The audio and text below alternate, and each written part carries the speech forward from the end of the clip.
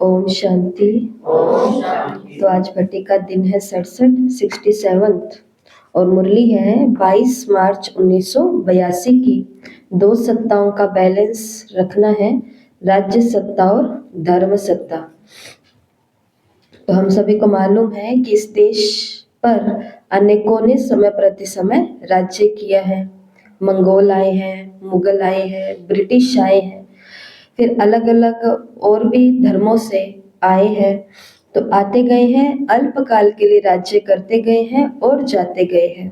ठीक है, तो राज और आज के मुरली के अंदर बाबा ने बोला है कि आप सभी कौन हो, राज्य सत्ता वाले और धर्म सत्ता वाले। दुनिया में राज्य सत्ता किसको बोलते हैं? अपना शासन, अपना राज स्थापन करना और दूसरे को दमन, दूसरे को अपने नीचे झुका देना और किसी के ऊपर शासक बन करके बैठ जाना, जिसके अंदर हमेशा अच्छा ही नहीं होता है, कहीं कहीं पर बहुत बुरा भी हुआ है, बहुत सितम, बहुत टॉर्चर, मानसिक रीति से और शारीरिक रीति से भी, है ना। और शिव बाबा ने आज की मुरली में बताया कि जो राज्य सत्ता वाली आत्माएं होंगी उनके अंदर ये 6 गुण होंगे। पहला, वो अधिकारी होंगी, अधीनता के संस्कार उनके अंदर नहीं होंगे। अधिकारी पने के संस्कार होंगे, अधीनता के नहीं। रिपीट करो, कौन से संस्कार होंगे? अधिकारी पने के, अधीनता के नहीं। अधीनता के नहीं होंगे। अधीनता का मतलब है पहले ये हो तो मैं ये करूं, पहले ये ऐसी बात बने तो मेरा कुछ बने, पहला आगे का काम ये करे फिर मेरा ये होए। तो अधीनता नहीं। अधीनता का मतलब डिपेंडेंस होती है ना, कि बहुत ज्यादा किसी चीज के ऊपर निर्भर हो गए हैं, कि मोबाइल हो तो ही मैं कुछ करा पाऊं, किताब हो तो ही मैं कुछ करा पाऊं। तो ऐसा नहीं। संसार के अंदर अलग अलग जगह एक ही चीज के बहुत सारे संसाधन रखे हुए हैं।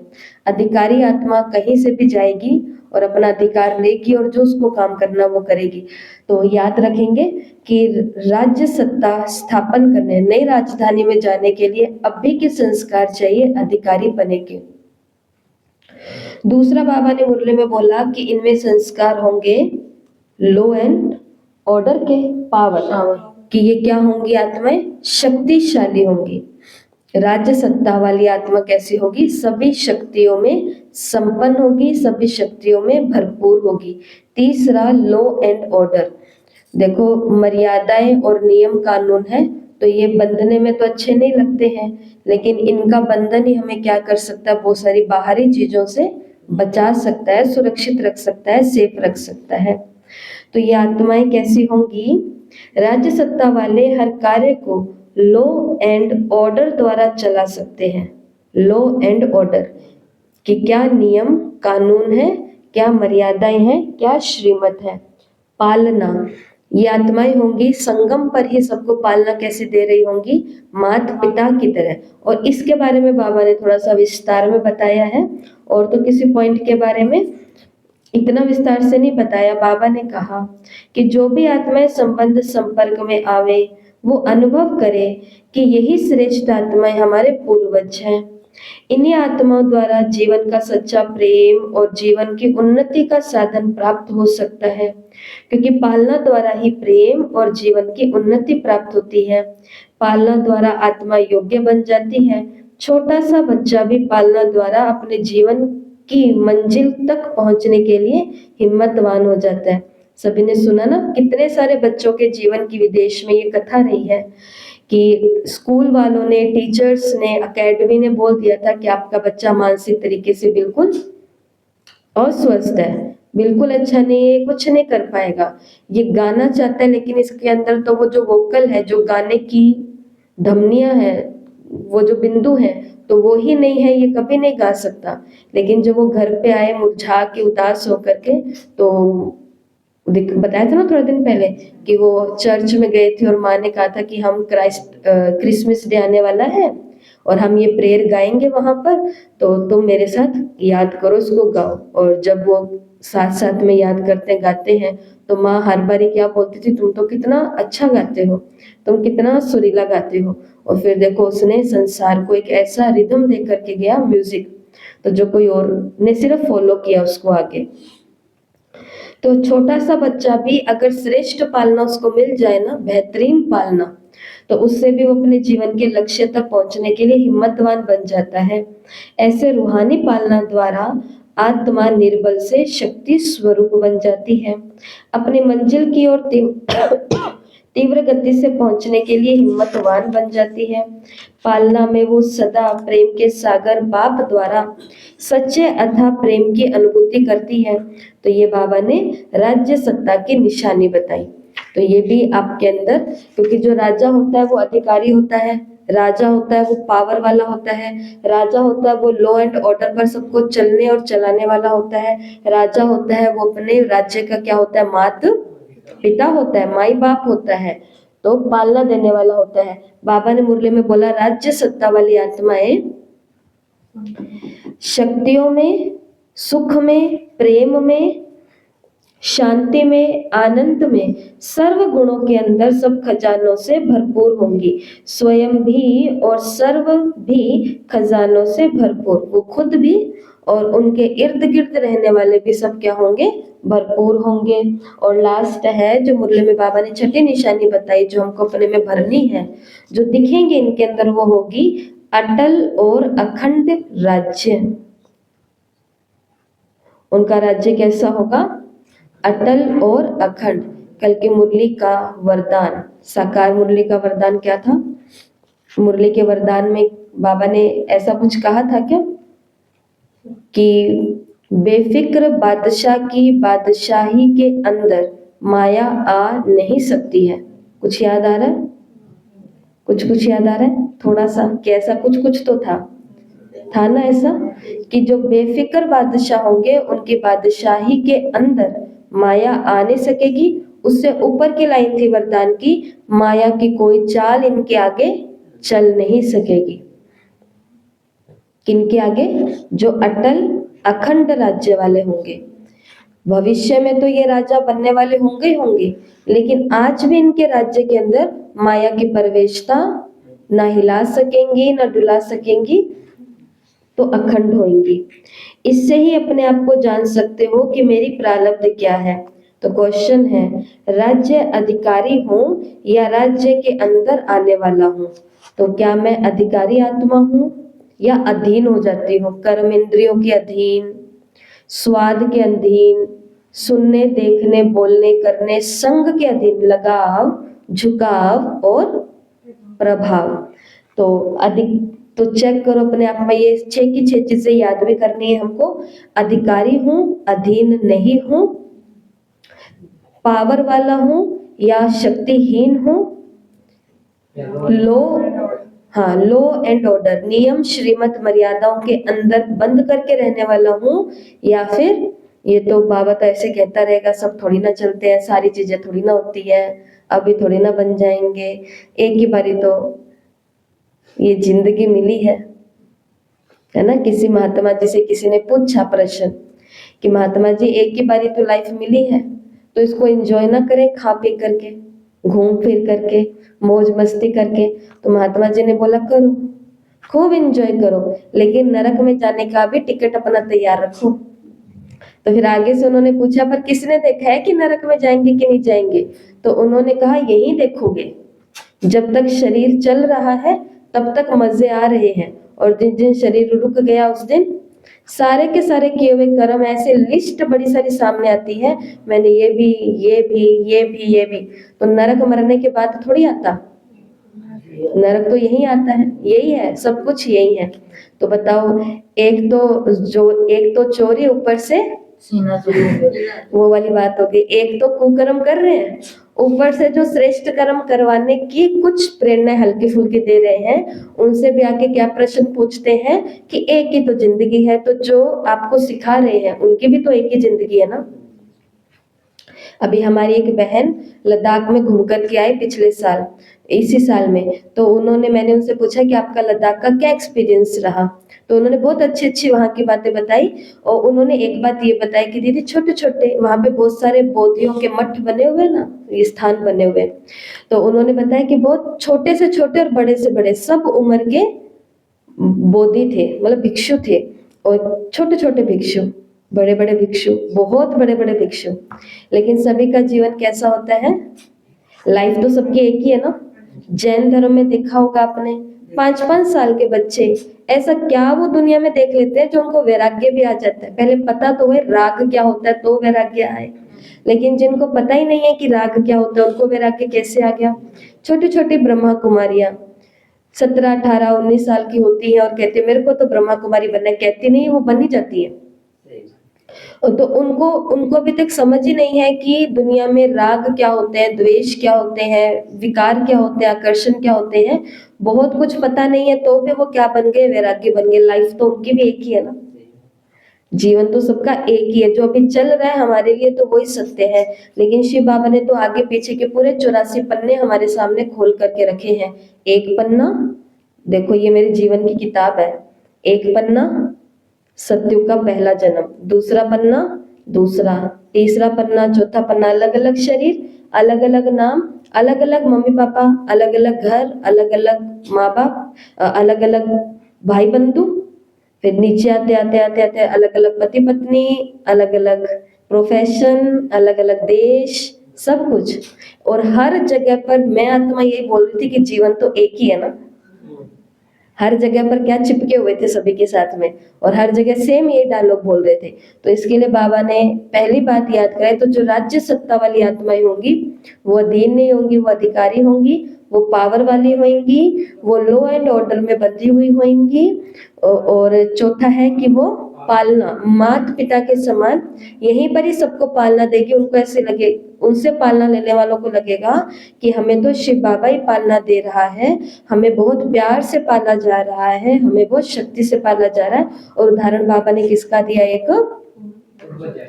एक छोटे बच्चे का उदाहरण दिया कि एक बच्चे को, कितनी सुंदर बात बाबा ने 82 में कही है कि एक बच्चे को अगर सही माँ बाप के हाथ में वो पहुंच जाता है तो वो बच्चा अपने लक्ष्य तक पहुंच जाने की हिम्मत आ जाती है उसके अंदर। क्योंकि उतार चढ़ाव तो सबके जीवन में आते हैं ना, सबके जीवन में आते हैं, लेकिन किसी को मोटिवेट करने वाला वो माई बाप अगर बहुत ही श्रेष्ठ है तो आगे पहुंच जाएंगे। और नेक्स्ट क्या है? वो संपन्न होंगे किसमें? गुणों में, सुख शांति आनंद प्रेम शक्तियों में वो भरपूर होंगे। सारे खजाने उनके भी और उनके साथ रहने वालों के भी। और उनका राज्य कैसा होगा? यहीं पर ही अखंड और अटल राज्य होगा। अटल, अटल का मतलब क्या होता है? जैसे हिमालय है, वो कैसा है? अचल है, अटल है, कोई हिला सकता है उसको कहीं से? एकदम पक्का, एकदम पक्का काम है। वो सीमेंट की एडवर्टाइजमेंट आती है ना, ग्लू की आती है, फेविकोल की, कि वो क्या है? एकदम अटल है। अब जहाँ पे टिक गया वो वहीं पर ही टिक गया। तो ऐसा, तो ये चाहिए एक तो हमको। और दूसरी बाबा ने कहा धर्म सत्ता, धर्म सत्ता। तो धर्म सत्ता के अंदर 4 चीजें हैं: धारणा की शक्ति, परिवर्तन, परिपक्वता और निर्माण। तो बाबा ने इन 2 चीजों के ऊपर विशेष बोला। पहले बोला है धारणा की शक्ति। कौन सी धारणा है ये? पवित्रता, पवित्रता की धारणा की उनके अंदर क्या होगी? भरपूर ताकत होगी। जैसे आपने सुना है इस्कॉन, है ना, टेम्पल, इनके अलग अलग मंदिर होते हैं और बहुत सारे इनों के अंदर, जैसे यहाँ पे ब्रह्मा कुमार होते हैं वैसे वहां पर भी समर्पित वो भाई होते हैं। ठीक है, तो जैसे हमको वो हरे रामा हरे कृष्णा का जाप करते हैं। जैसे हम हैं बीके, बीके का मतलब क्या होता है? ब्रह्मा कुमार, ब्रह्मा कुमारी, उनको बोलते हैं एच के, हरे कृष्णा वाले। और एक होते हैं आर के, राम शरणम आश्रम होता है ना, आर के, तो राम शरणम वाले। तो आर के, एच के, बीके से अलग अलग। तो जो ये है हरे कृष्णा हरे रामा, तो इनके अंदर एक गुरु कभी आकर के गए हैं जिनकी मूर्तियां भी होती है, तो हरिदास उनका नाम था। तो वैसे तो वो वहां से थे, बंगाल से, जन्म से तो वो मुसलमान थे, लेकिन वो कृष्ण के भगत आत्मा के रूप में थे। तो वो बहुत ज्यादा भक्ति करते थे और फिर वो इसके अनुयायी बने इनके। तो वो एक दिन के अंदर 3 लाख की माला फेरते थे। हरे रामा हरे कृष्णा, हरे रामा हरे कृष्णा, हरे कृष्णा कृष्णा हरे हरे, ये वाली है ना। कृष्ण की माला फेरते थे। एक दिन में कितनी? 3 लाख बारी। तो एक बारी, क्योंकि ये मुस्लिम कम्युनिटी से थे, तो एक बार इनके ही समाज के कोई व्यक्ति थे, तो उनको लगा कि इसको तो इससे बिल्कुल ही हटाना है। तो उन्होंने क्या किया, एक स्त्री को उनके पास भेजा और उसका ध्यान हटाने के लिए। तो शाम के समय वो हरिदास की कुटिया में उसके पास गई, वहां जाकर के बैठी और हरिदास ने कहा कि अच्छा तुम बैठो, मैं अपनी माला कंप्लीट करता हूँ। माला कितने की है? 3 लाख बारी हरे कृष्णा कृष्णा कृष्णा हरे हरे ये कंप्लीट करना है। तो ऐसे करते करते शाम भी निकल गई, रात भी निकल गई, सुबह भी आ गई। सुबह को उन्होंने उनसे सॉरी बोला कि मुझे माफ करना, मैं तुम्हारे साथ बातें नहीं कर पाया बैठ करके, तो ऐसा करना, आज दोपहर के बाद संध्या के समय आ जाना। तो वो कहते ठीक है। फिर अगले संध्या को वो जाती है, इनकी माला फिर 3 लाख वाली होती है। इनके सामने बैठ करके वो बोल रहे होते हैं हरिदास जी, हरे कृष्णा कृष्णा कृष्णा हरे हरे। तो ऐसे करते करते सेकंड डे भी निकल जाता है। तीसरी संध्या आते आते ये इनकी 3 लाख की माला होते होते वो जो महिला आती है तो वो इनके चरणों में बैठती है और बैठ करके अपने जो भी केश है तो उनका लोचन मतलब कि बाल उतार देते हैं और वो क्या बन जाती है, एक साध्वी बन जाती है। तो वो आई भेजी तो किस काम के लिए गई थी, वो आई तो किस लक्ष्य से थी, लेकिन सामने वाला अपने लॉ एंड ऑर्डर में, अपने अधिकारी पने में, अपनी पावर में, अपनी श्रेष्ठ पालना में, सामने वाली कोई मेरी बच्ची आई है, पालना लेने के लिए आई है, अपने संपन्नता में और अटल अखंड की जो करना है पहले वो काम करना है। ऐसे करते करते उस आत्मा के अंदर जो पवित्रता की धारणा की शक्ति है उसने दूसरे को भी क्या कर दिया, परिवर्तन कर दिया। किसी का परिवर्तन ऐसे नहीं होता है, परिवर्तन जिसका होता है उसके पुण्य कर्म होते हैं और परिवर्तन के निमित्त जो बनता है उसके अंदर कोई बहुत बड़ी ताकत होती है धारणा की। मुरली के अंदर बाबा ने धारणा की शक्ति स्वयं में अनुभव करने वाली आत्मा वो होगी धर्म सत्ता की आत्मा। जैसे पवित्रता की धारणा की शक्ति अनुभव करने वाली पवित्रता की शक्ति से सदा परम पूज्य बन जाते। पवित्रता की शक्ति, अब सुनते जाना क्या क्या कमाल करती है।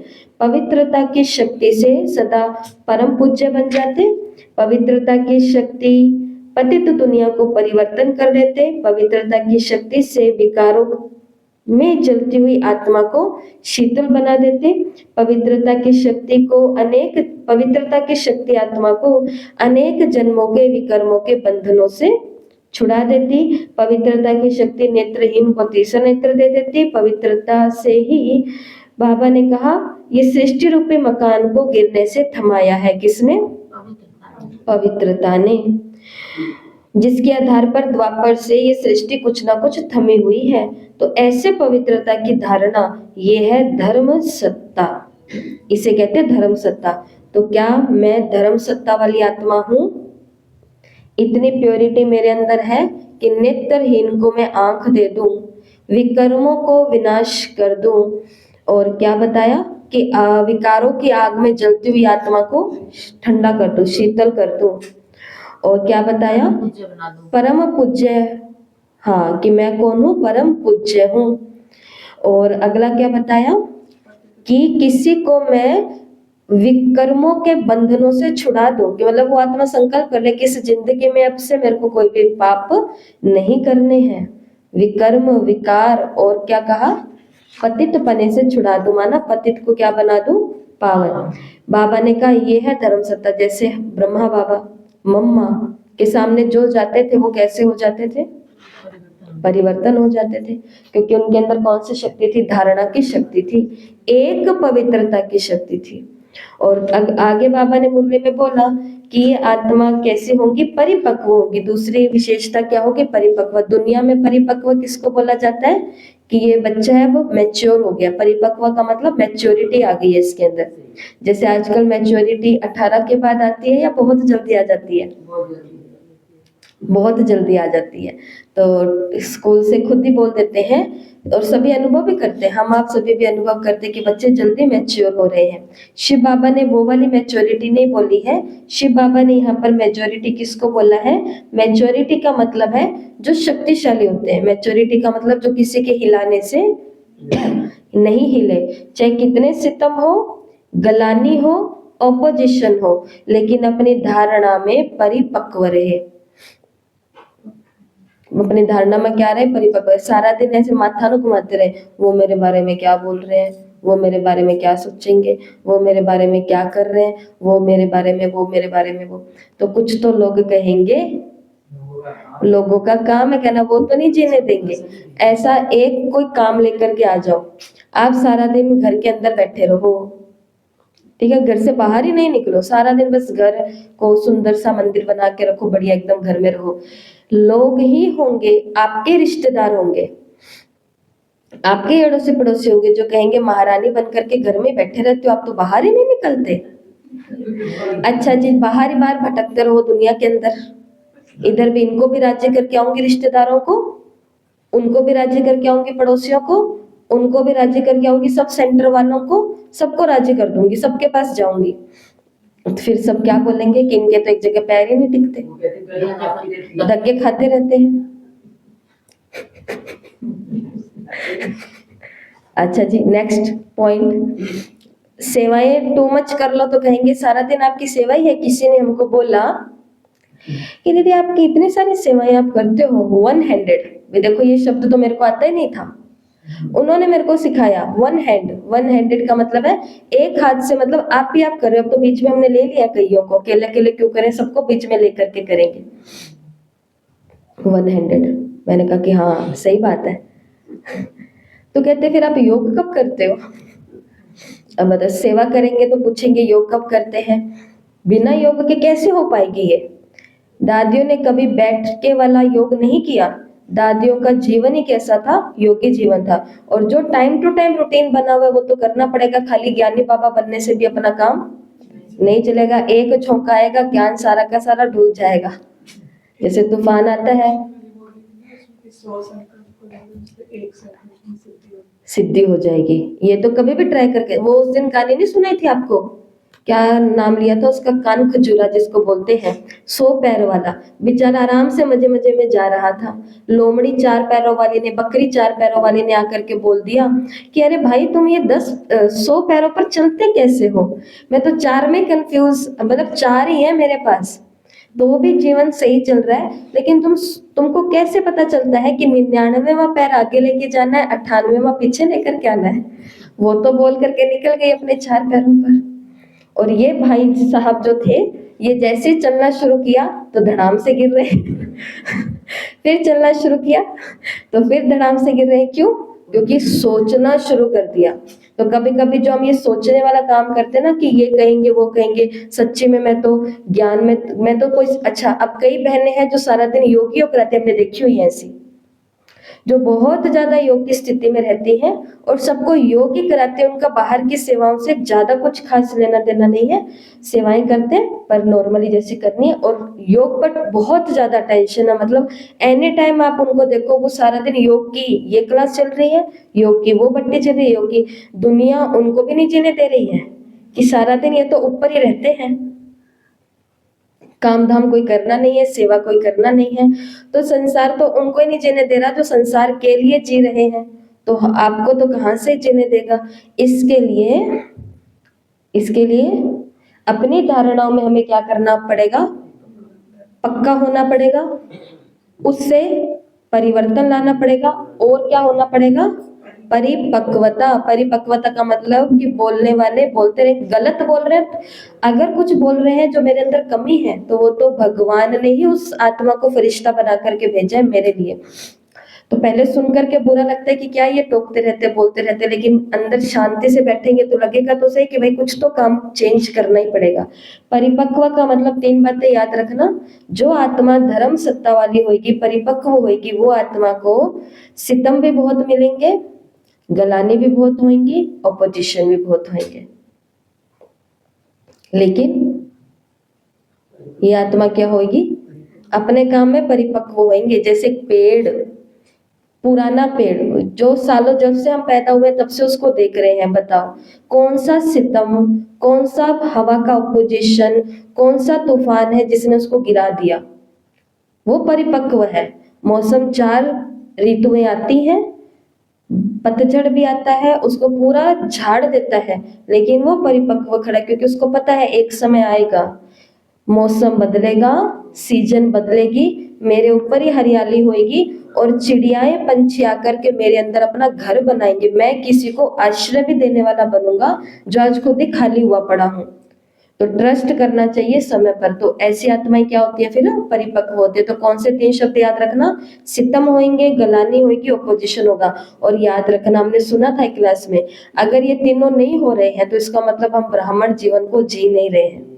हम केवल साइड साइड से, किनारे किनारे से अपना काम निकाल रहे हैं कि बाबा मिला हुआ है, मिलते रहो, बाकी तो ये खेल तमाशे ऐसे होते रहेंगे। नहीं, अगर जो सच में किसी को जगाने का काम कर रहा होगा ना, उसके तो सितम गलानी, जैसे ब्रह्मा बाबा दादियां हमारे सामने उदाहरण होती है।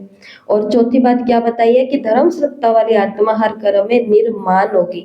निर्माण, जिसको मान की कोई भी चाहना इच्छा नहीं होगी, इसका मतलब ये नहीं कि उनको मान मिलेगा नहीं, उनको तो भरपूर मान मिलेगा, लेकिन वो होंगी क्या? निर्माण होगी। हाँ, जितना ही गुणों की धारणा संपन्न होगा, अर्थात गुणों रूपी फल स्वरूप होगा, उतना ही फल संपन्न होते हुए भी निर्माण होगा। कि उनके पास हर प्रकार, वो ऑलराउंडर है, उनसे कुछ भी चाहना हो, कुछ भी पूछना हो, कुछ भी प्राप्ति करनी हो, कोई भी शक्ति लेनी हो, वो आत्मा देने में सक्षम होगी। लेकिन फिर भी वो कैसी होगी? हाँ, डाउन टू अर्थ, निर्माण होगी। फिर भी वो क्या कहेंगे? बाबा ही कर रहे हैं, बाबा, आप बाबा को याद करो, बाबा बाबा, ऐसा। अब बाबा ने कहा लास्ट में दोनों का बैलेंस है। अभी बताओ, 6 ये और 4 ये 10 बातें कहाँ चाहिए? सतयुग में चाहिए या आज चाहिए? आज चाहिए। तो दोनों होने चाहिए, धर्म और सत्ता। केवल धर्म से दुनिया नहीं चलती है और केवल राजनीति से भी दुनिया नहीं चलती है, और दोनों ही भ्रष्ट हो जाए तो दुनिया बिल्कुल ही नहीं चलती है। इसलिए धर्म और राज्य दोनों कैसे होने चाहिए? बहुत मजबूत। और कब? संगम पर होने चाहिए। ये मुरली बहुत, वैसे हर मुरली बहुत स्ट्रांग होती है, लेकिन इस मुरली को भी जीवन पर हमें अप्लाई करना है। ये अब मुरली के अंदर एक धारणा की बात आई है और वो है पवित्रता। तो एक पवित्रता, तो जो पवित्रता वाली आत्मा होगी उसको क्या क्या होगा उसके अंदर? तो 8 पॉइंट्स है ना यहाँ पे, PURITY है ना, ये प्योरिटी।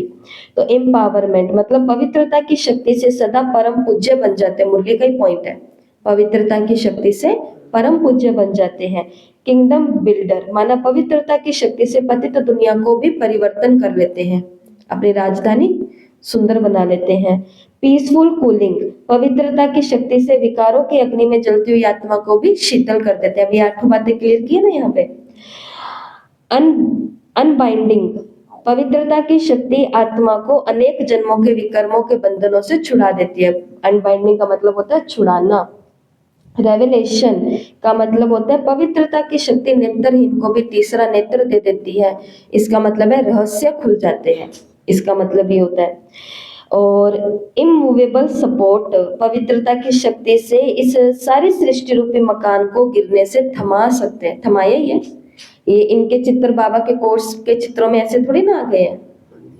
गौतम बुद्ध, महावीर स्वामी, क्राइस्ट, मोहम्मद साहब, मूसा, इब्राहिम, इन सभी के, शंकराचार्य, आदि शंकराचार्य, गुरु नानक देव, भगवान ने जो खास चित्र बनवाए उनके अंदर अपने खास बच्चों को भी डाला, और उन खास बच्चों में राम जी भी हैं, कृष्ण जी भी हैं, और ये सभी के नाम आपको बताए, ये सभी के सभी हैं। तो कुछ तो इन्होंने ऐसा किया है, तभी इन्होंने क्या किया है? थमाया है, पवित्रता की धारणा से थमाया है। टाइमलेस स्ट्रेंथ, पवित्रता पिलर्स है जिसके आधार के द्वारा ये दुनिया द्वापर युग से कुछ ना कुछ थकी हुई है, थमी हुई है।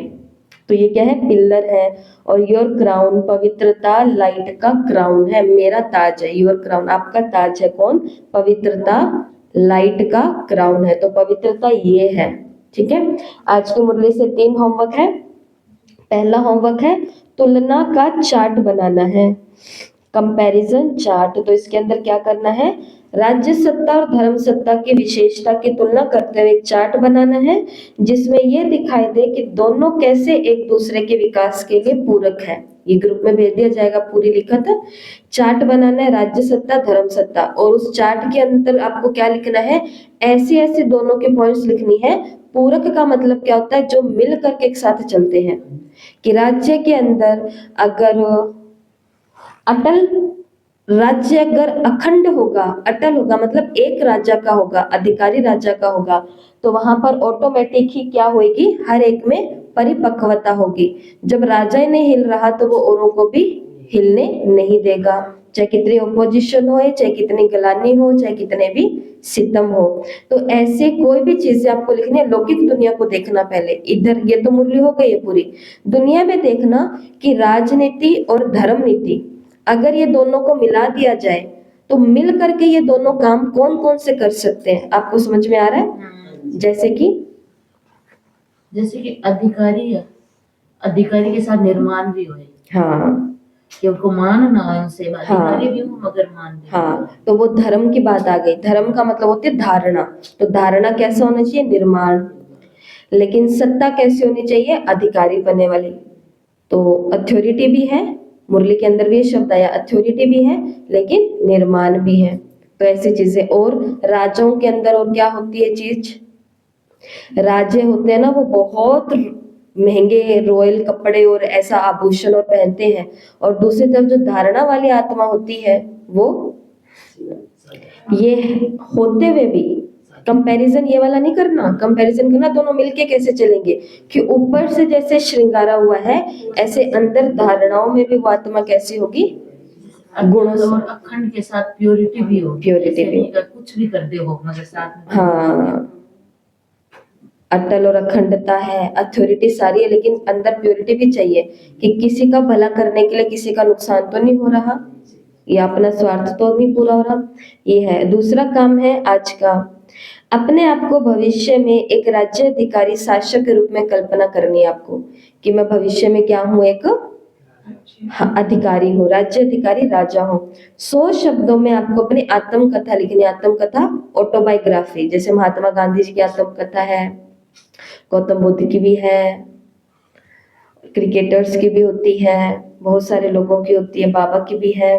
तो 100 शब्दों में आपको अपनी आत्म, देखो हमारे ऊपर कोई मूवी तो बनने नहीं वाली ना, कोई हमारे ऊपर आकर के कोई इतना बड़ा कुछ करने वाला है ना, हमने इतना कुछ अभी तक हासिल किया है कि हमारे ऊपर बैठ करके कोई आत्मकथा बनाई जाए, ऐसा कुछ हुआ ही नहीं है। तो कहाँ से बनेगी आत्मकथा? तो ऑटोबायोग्राफी तो मूवीज तो उनके बनाई जाती है जिन्होंने संसार को कुछ बहुत बड़े लेवल पर दिया हो संघर्ष करने के बाद। तो इसलिए ये कहानी कौन सी है, आध्यात्मिकता की आध्यात्मिक आत्मकथा है, जिसमें आप ये बताएं कि आपने वर्तमान में ये गुण कैसे विकसित किए। कि मैं ये राजा बनी हूं ना, उस बनूंगी ना, तो उसके लिए मैंने आज अपने अंदर ये गुण डाला है, आज ये गुण डाला है, आज ये गुण डाला है। ऐसे करके आपको करना है। और लास्ट आज का तीसरा काम है संघर्ष समाधान कार्य। अच्छा काम है ये। हाल फिलहाल में आपके जो भी संघर्ष या चुनौती चल रही है, ठीक है, उसके बारे में बस सोचना है। ये लिखने वाला काम नहीं है, ये बस सोचना है उसके बारे में। और राज्य सत्ता धर्म सत्ता का उपयोग करते हुए, इनमें से किसी भी पॉइंट का उपयोग करते हुए आपको उसका आज क्या करना है, समाधान करना है। ठीक है, कोई भी चुनौती या प्रॉब्लम संघर्ष उसको लेना, और इनके आधार पर जो पॉइंट्स बाबा ने दिए, चिंतन की नहीं, जो बाबा की दी हुई पॉइंट्स एकदम प्योर, तो इन पॉइंट्स के आधार पर उस चुनौती का समाधान करना है आज के आज। क्योंकि मुरली किताब वाली मुरली नहीं है, टेस्ट वाली मुरली नहीं है, ये लाइफ में अप्लाई करने के लिए भगवान के द्वारा चलाई गई है। तो ये आज का होमवर्क है, ये आज की मुरली है पूरी कंप्लीट। सबको एक बार और मुरली पढ़नी है, टेस्ट देना है। ओके, ओम शांति।